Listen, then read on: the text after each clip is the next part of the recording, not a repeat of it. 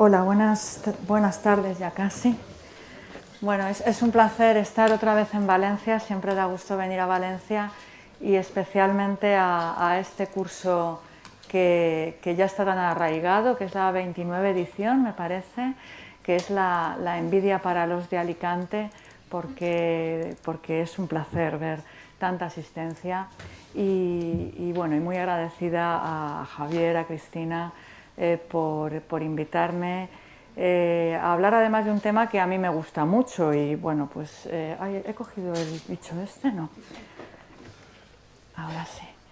Y más por invitarme a cerrar. La verdad es que ver que lleváis 2 días aquí hablando de reumatología y que sigue estando la sala llena, pues da mucha satisfacción.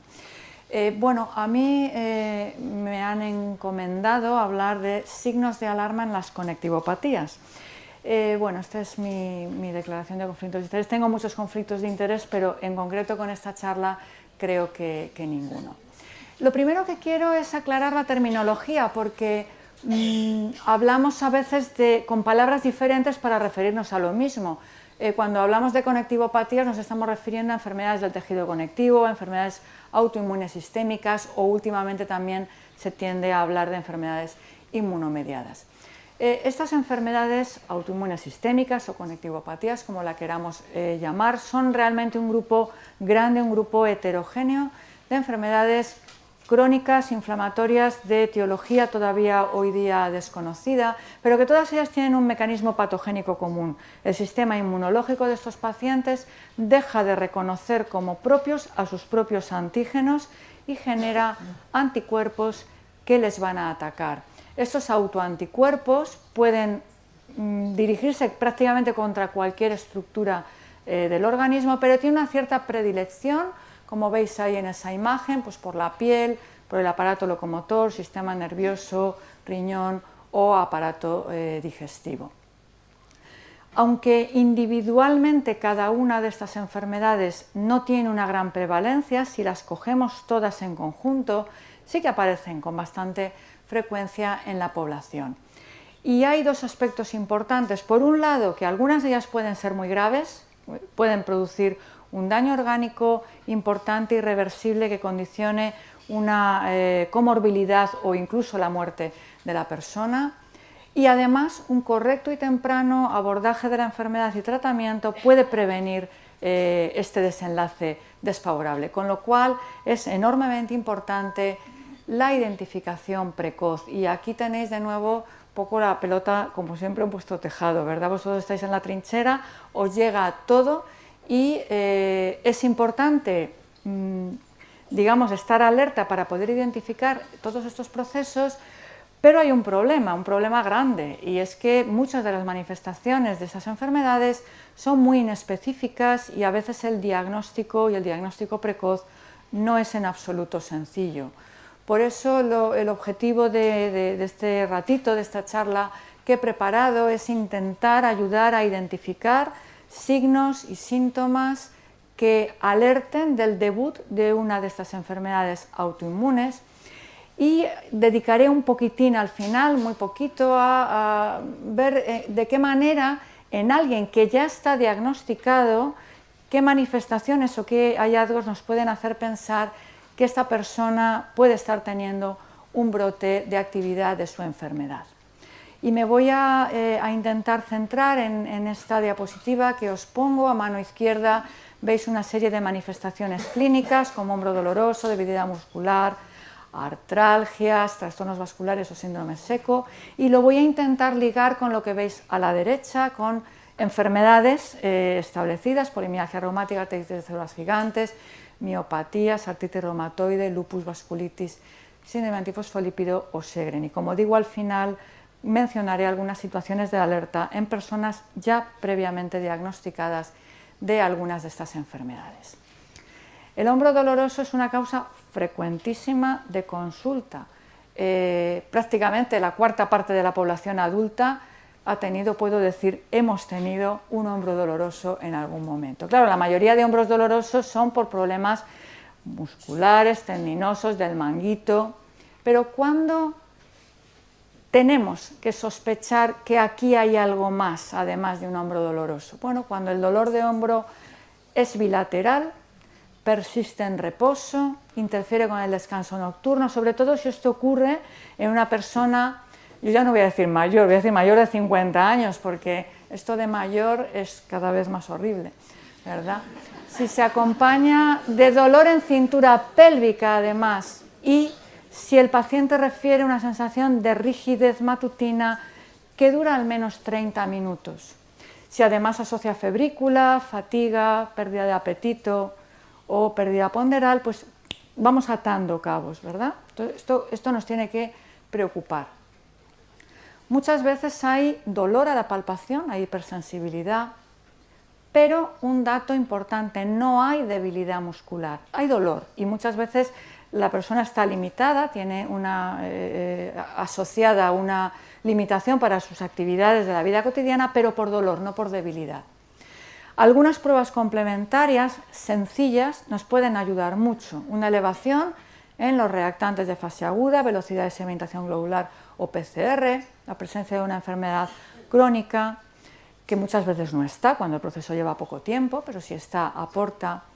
Es importante tener unas CPK simplemente para ver que son normales, porque lo normal es que sean normales en estos procesos, y si tenemos la posibilidad de hacer una ecografía o incluso si se le ha hecho una resonancia, en ocasiones pues vamos a poder encontrar datos como sinovitis, bursitis en las zonas de dolor, tanto en cintura escapular como en cintura pélvica.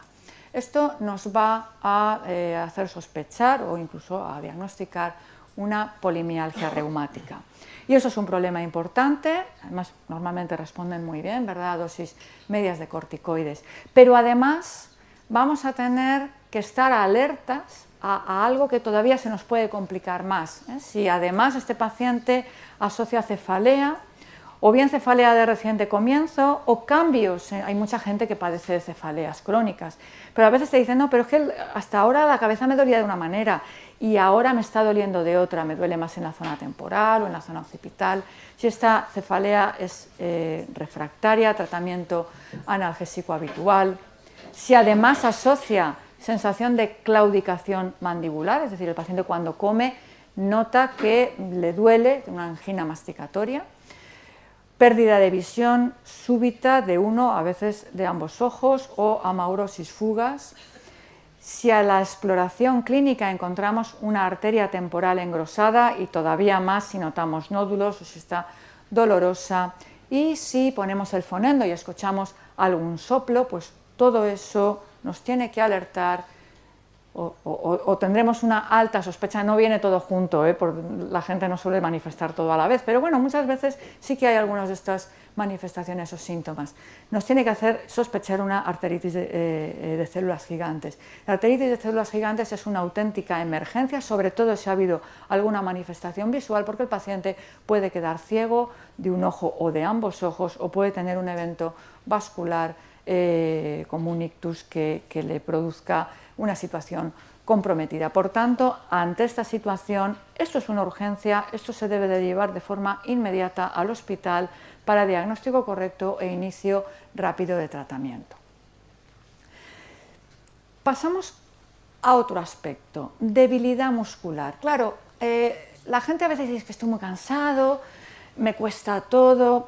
Bueno, la sensación subjetiva de cansancio, de debilidad, sin un dato objetivo, la verdad es que entramos en un terreno un poco complicado porque es muy inespecífico. Entonces, ¿qué datos nos pueden ayudar, digamos, a tener una mayor alerta ante un cuadro de debilidad muscular? Bueno, si esa debilidad muscular ha ido apareciendo de forma insidiosa, es proximal, es simétrica, no se acompaña de dolor, no hay mialgias, es solo debilidad. La persona dice, es que yo noto que no me puedo levantar del asiento o que no puedo coger los vasos del estante de arriba. Desde luego, si hay asociada elevación de enzimas musculares.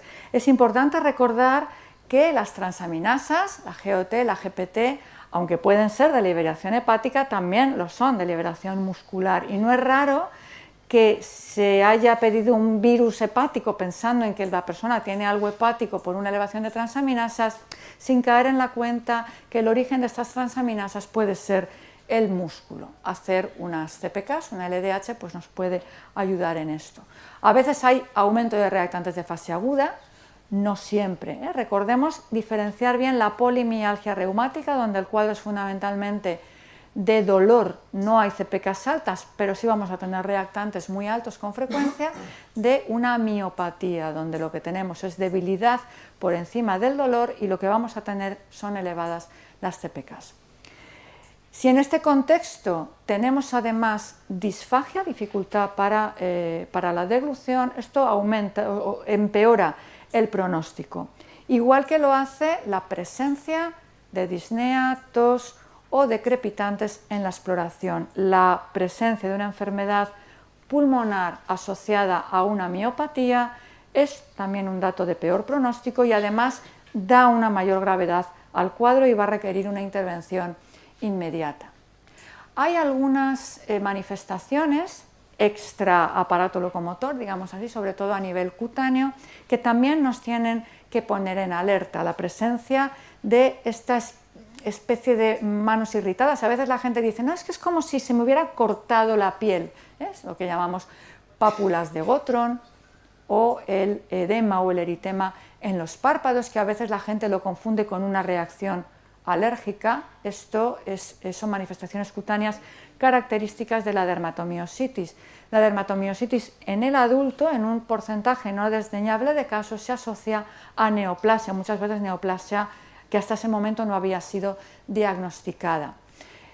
Para ello también tenemos hoy día de unos perfiles de anticuerpos en los laboratorios de autoinmunidad, nos pueden determinar unos tipos de anticuerpos que se asocian especialmente a esta presencia de neoplasia. Pero simplemente el dato de una miopatía con estas lesiones cutáneas nos tiene que alertar. Otra manifestación que podemos encontrar es la presencia de piel fisurada, sobre todo en los lados de los dedos, con hiperkeratosis, con grietas, en ausencia de una causa laboral que lo justifique. A esto se le llama manos de mecánico y se le llama así porque los mecánicos tienen este tipo de alteraciones por su trabajo, pero el que no tiene este trabajo y desarrolla una alteración cutánea de estas características, de nuevo, es un dato que nos tiene que alertar. Esto suele verse en lo que llamamos el síndrome antisintetasas, otro tipo de miopatía que se asocia a unos determinados anticuerpos y que también con frecuencia asocian a enfermedad pulmonar. Es decir, debilidad muscular, CPKs altas y la presencia de alguna de estas manifestaciones respiratorias o cutáneas, alta alerta, podemos estar delante de una miopatía inflamatoria que puede ser grave y que requiere una intervención inmediata.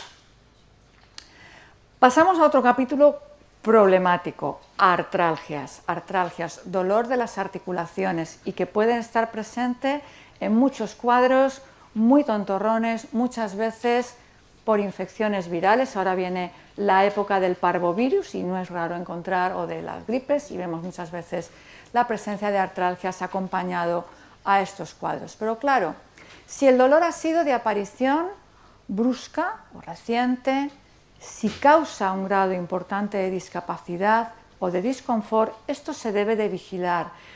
Es útil hacer una analítica de nuevo sencilla, un hemograma, una velocidad, una PCR, una orina, ver si todo esto es normal. Pues podemos decir, bueno, pues vente dentro de una semana o 10 días un poco para ver esto para dónde ha ido.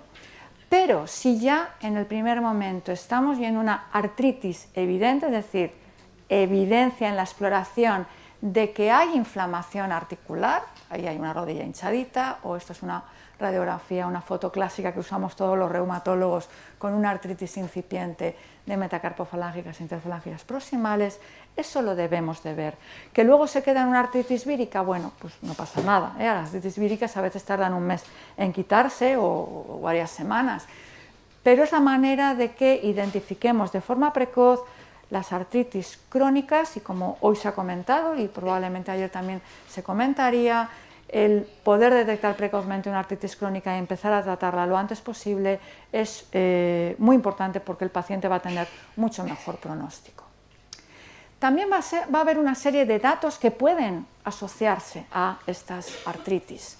La presencia de un RAS cutáneo fotosensible, pues como por ejemplo estamos viendo ahí, añade, a ver, en las enfermedades víricas también podemos ver RAS, pero no suele ser tan fotosensible. En este contexto, la probabilidad de que esto sea de origen autoinmune es alto y bueno, ahí a lo mejor el determinar unos anticuerpos antinucleares nos puede ser de utilidad. Si ese RAS es en alas de mariposa, pues bueno, todos lo sabemos, ¿verdad? Que esto en principio orienta mucho a que pueda ser el debut de un lupus. Ahí el hacer rápidamente un hemograma para ver que no haya citopenias y una orina para determinar si hay o no proteinuria o alteraciones del sedimento es muy importante porque este tipo de manifestación cutánea se suele asociar al debut del lupus sistémico que con frecuencia cursa con manifestaciones que pueden producir o que pueden poner al paciente o a la paciente, la mayoría son chicas, sabéis que la prevalencia es de 9 mujeres por cada varón, pero bueno, también lo hay en varones, puede ponerles en una situación de riesgo vital. En esta ocasión, en esta situación, está claramente justificado el contactar directamente con atención especializada para atender a esas personas. Otra situación asociada a esas artralgias o a esa artritis que nos puede también alertar de la posibilidad de una enfermedad sistémica importante es la presencia de aftas, especialmente las aftas genitales. Las aftas orales son mucho más frecuentes, pero si hay aftas genitales, mucho cuidado porque podemos estar delante de una enfermedad de Behçet que puede también ser una enfermedad grave.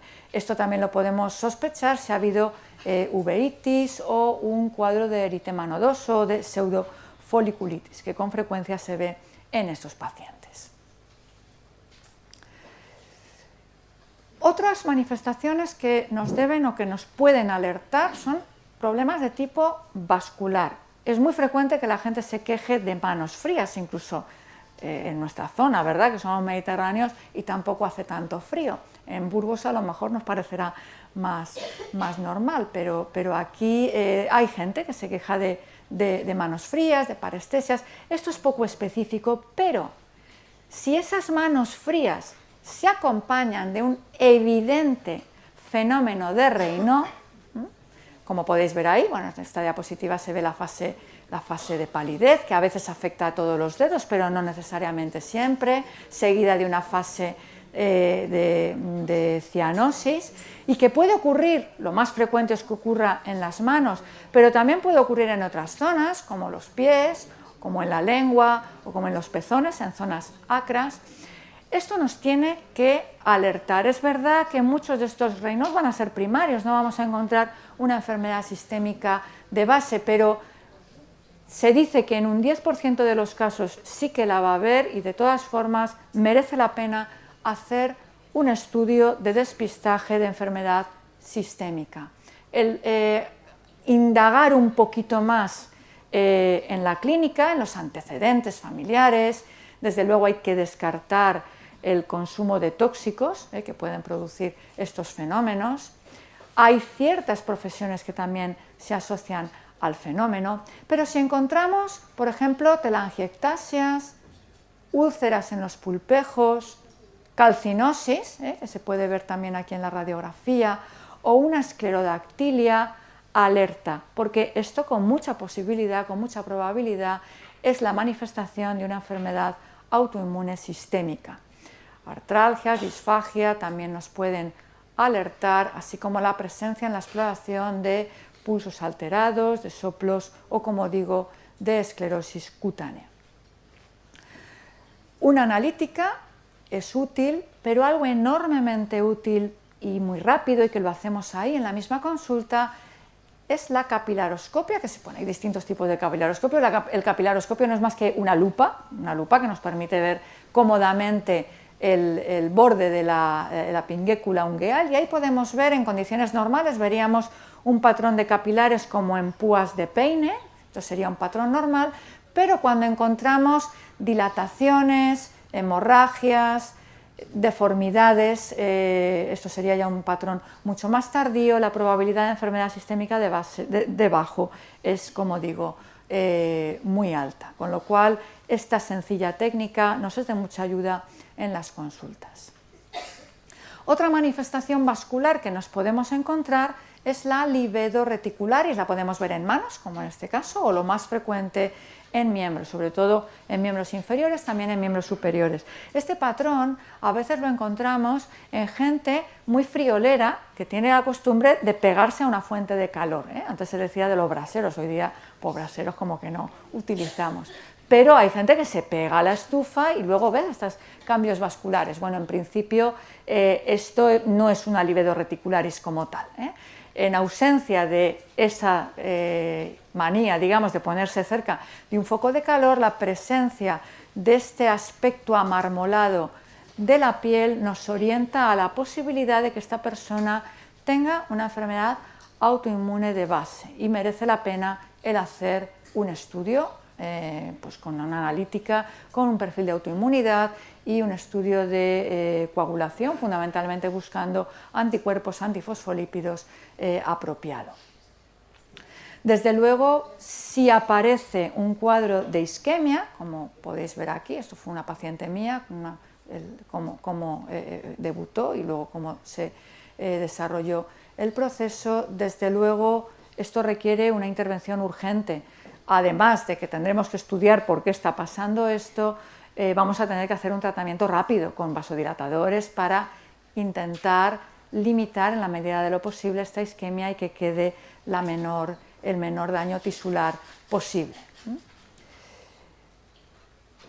La población tiene trombosis con mucha frecuencia y no todo el que tiene trombosis tiene de base una enfermedad inmunológica. ¿Cuándo nos tiene que alertar el que aparezcan trombosis? Bueno, pues en pacientes jóvenes, especialmente cuando no hay otros factores de riesgo asociados, no hay una diabetes, no hay consumo de tóxicos que nos orienten a ello. Si ha habido trombosis o tromboembolismos recurrentes o en zonas poco habituales, una trombosis venosa profunda, pues en el miembro inferior a lo mejor es más habitual, pero a lo mejor en un brazo, dices tú, ¿y esto por qué?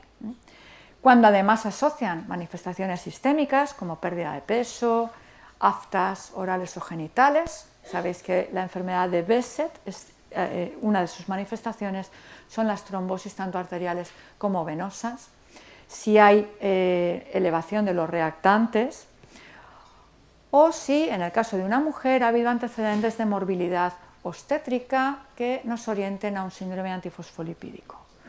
De nuevo, la historia clínica fundamental en el estudio de estos pacientes. Es útil explorar, es muy útil explorar. Yo sé que a veces no hay tiempo, pero en ciertos contextos es enormemente útil simplemente buscar los pulsos y auscultar en las zonas las carótidas, en las ingles para detectar soplos. Toda paciente, sobre todo mujeres, aunque en varones también se da, pero sobre todo en mujeres jóvenes con una hipertensión de reciente comienzo, si además asocian síntomas de claudicación en miembros inferiores y detectamos algún pulso anómalo o algún soplo, la probabilidad de que se trate de una arteritis de Takayasu es alta y no son muy frecuentes, pero existen y para detectarlas tenemos que tener la sospecha. A veces estas chicas lo que te dicen es: no, a mí no me tomes la tensión en este brazo porque no me la pillan, me la tienes que tomar en este otro, y lo ven como lo más normal.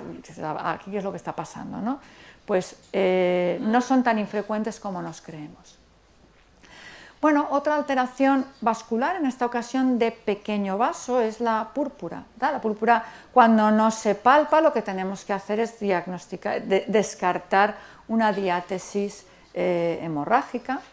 Cuando se palpa, la mayoría de las veces lo que vamos a encontrar son vasculitis leucocitoclásticas, que muchas veces van a ser debidas a fármacos o a infecciones, pero hay que recordar que pueden ser la manera de debutar de ciertas vasculitis, como las vasculitis asociadas a anticuerpos anticitoplasma de neutrófilo o las crioglobulinemias.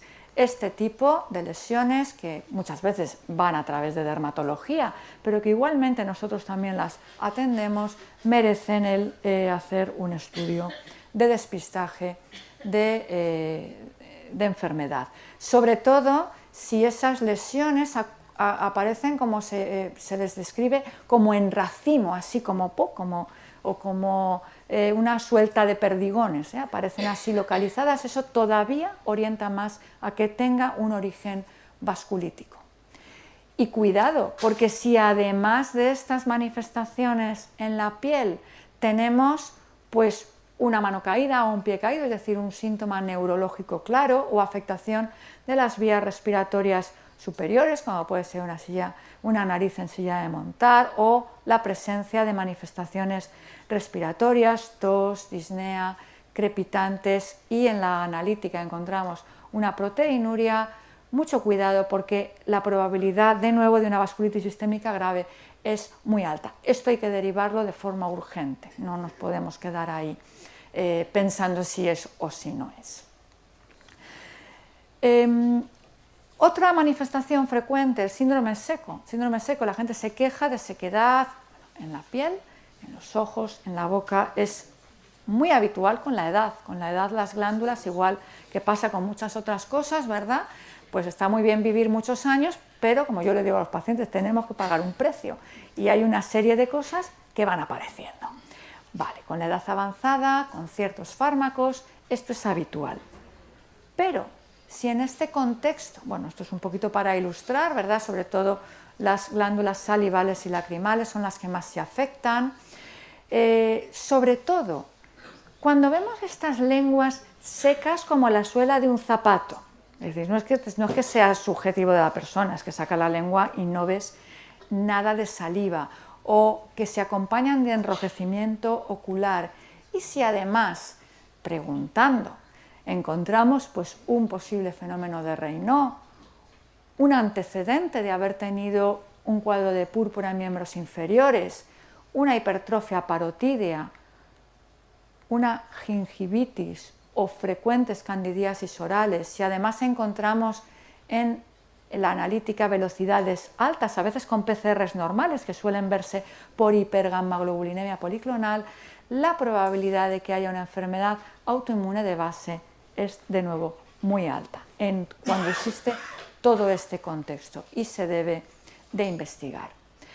Hay otra serie de manifestaciones, de nuevo, inespecíficas, que se ven pues, con mucha frecuencia en la población, pues, como es la fiebre. Claro, la fiebre, no vamos a pensar en cada vez que vemos una fiebre en si puede haber una manifestación, si puede ser el debut de una enfermedad autoinmune, pero bueno, si no hay un foco claro, si es una fiebre prolongada, que al paciente le deja prácticamente hacer una vida más o menos normal, al menos lo tenemos que tener en la cabeza, que las enfermedades autoinmunes pueden dar este tipo de manifestación, igual que un cuadro larvado de anorexia, de pérdida de peso. Una vez más, igual que tenemos que pensar en una neoplasia oculta, debemos de acordarnos de que las enfermedades autoinmunes sistémicas a veces debutan de esta manera. Otros datos que nos ayudan, pues si la persona tiene una familia, como yo digo, autoinmune, dice, no, mi hermano tiene un Crohn, mi prima tiene una enfermedad tiroidea, y es que esto es frecuente, la autoinmunidad, la tendencia a la enfermedad autoinmune se hereda. No se hereda la enfermedad en sí, pero sí hay una genética que predispone a ello. Si la aparición de estas manifestaciones ha sido tras un parto, ¿no? Sobre todo en las mujeres, evidentemente, tras un parto, orienta al debut de una enfermedad autoinmune porque es un momento de mucho cambio hormonal que con frecuencia se asocia al debut. Si ha habido, como hemos dicho también antes, antecedentes de abortos, de muertes fetales, de fenómenos trombóticos, etc. O sea que hay algunos datos que nos pueden ayudar. ¿Qué pasa en alguien que ya tenga una enfermedad autoinmune diagnosticada? ¿En qué situaciones nos debe de crear alerta a vosotros, si os llega a vosotros, y desde luego si nos llega a nosotros? Bueno, cuando sospechamos una reactivación de un lupus ya conocido, pues si la persona empieza a notarse más cansada de lo habitual, a perder peso, con febrícula, si reaparece o aparece de nuevo un ras cutáneo, si empeora la artritis, si es que la tenía, aparecen manifestaciones neurológicas, aparecen edemas o desarrolla una hipertensión arterial cuando no la había, o aparecen una pérdida de cabello sin otra causa justificada o aftas orales. Esto, en principio, nos debe de alertar. Merece la pena que hagamos una analítica, que hagamos una exploración para detectar un posible un brote de actividad de la enfermedad.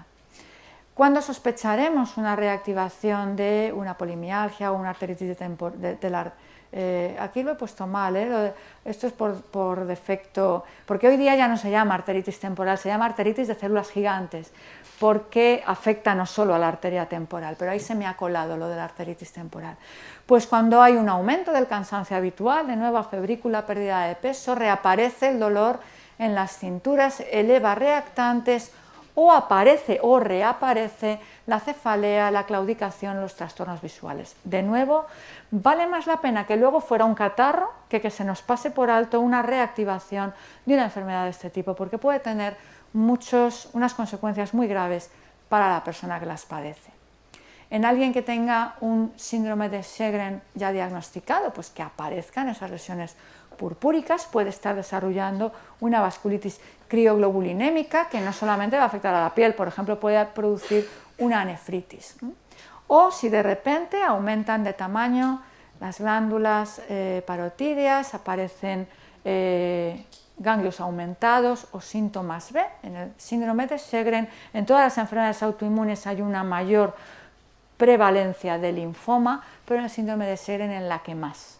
Y es algo que siempre tenemos que tener detrás de la oreja, siempre tenemos que tener la alerta de que el paciente con síndrome de Sjögren, y eso es un PET-TAC muy bonito que muestra esta hipercaptación tan marcada en las glándulas parotídeas en un linfoma desarrollado en un paciente con un síndrome de Sjögren.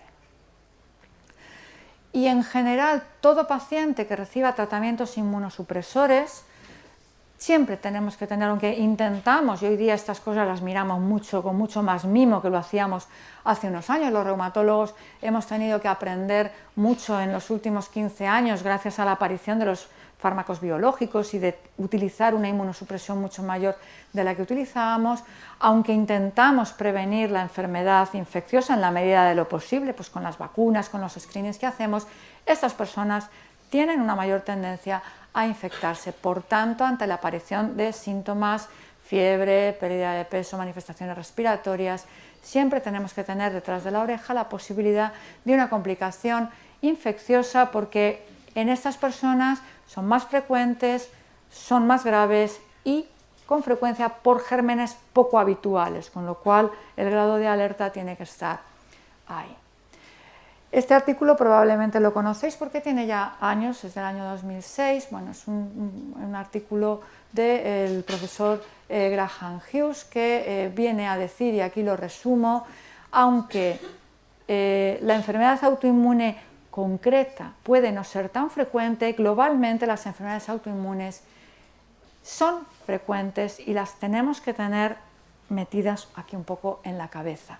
Hay que recordar que el síndrome antifosfolípido se ve con mucha frecuencia, o se ve con bastante frecuencia en mujeres, sobre todo, también en varones jóvenes, que puede ser causa de enfermedades vasculares importantes y que tiene tratamiento y tiene prevención, que el síndrome de Sjögren es muy frecuente y no es raro que se confunda con la fibromialgia, antes se ha mencionado por ahí la fibromialgia, porque puede causar dolor y puede causar un cuadro de fatiga importante. Y para concluir, que ahora comentaré otra cosa antes de cerrar, desde luego el mejor aliado es el sentido común. Hay que tener cuidado con manifestaciones que no hubiera tenido antes el paciente, con cosas que interfieran en alguien que habitualmente no es quejoso, que de repente venga quejándose, nos tiene que alertar. Desde luego tener en cuenta los antecedentes y que ante la duda lo mejor es preguntar. Lo ideal es trabajar en equipos multidisciplinares con una rápida conexión primaria especializada a primaria, esto es bidireccional, y es la mejor manera que tenemos de ayudar a nuestros pacientes. No quiero acabar sin comentar, es que me he traído aquí el iPhone porque no sé dónde está la cámara. No veo la cámara. Bueno, simplemente para comentar que hay un algoritmo, una aplicación. Sí, no sé si desde ahí se enfoca. No sé yo si se va a ver. Bueno, hay una aplicación que se ha elaborado conjuntamente entre reumatólogos y médicos de atención primaria. Lo podéis descargar, es gratuita, está colgada en la página web de la Sociedad Española de Reumatología y es una aplicación basada en algoritmos que pueden servir de ayuda en un momento de duda. Pues oye, me parece que tiene un reino, ¿qué hago? Bueno, es un poquito simple la aplicación, pero yo creo que puede tener algún papel en vuestro día a día, que no es fácil. Sí. En lo de la compra, si buscáis autoinmunes, Senfi, autoinmunes, SER, sale. Mira, es esta, ¿vale? SER Senfi. SER Senfi, ¿vale? Es esa aplicación. Perdón porque yo lo debería de haber puesto en una diapositiva, pero no he caído en ello y Javier me lo ha comentado y creo que puede ser algo de interés, que puede echar una mano en el día a día, sobre todo para decir, oye, yo sé que vosotros, la gente con la que yo trabajo en primaria en mi zona, tienen mucha cosa de no molestar, de no mandar demasiado y bueno, pues a veces eso puede ayudar, ¿no? Decir, oye, la pregunta que voy a hacer ahora no es una tontería, está justificado el que derive, muchas gracias, el que derive al paciente. Y bueno, pues simplemente con esto acabo dándoos las gracias por vuestra presencia e insistiendo en lo importante que es que todos trabajemos juntos por el beneficio de nuestros pacientes. Muchas gracias.